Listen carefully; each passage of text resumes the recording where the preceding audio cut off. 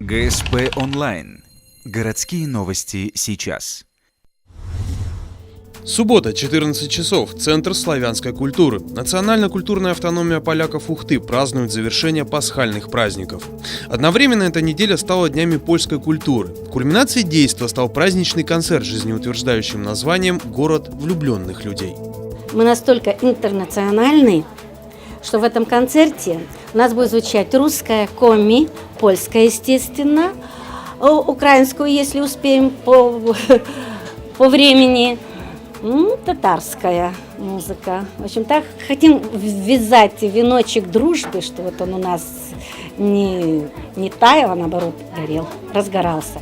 В концерте приняли участие ансамбли «Веселые нотки», «Балалайка», а также известный городской народный коллектив «Ухтинский сувенир».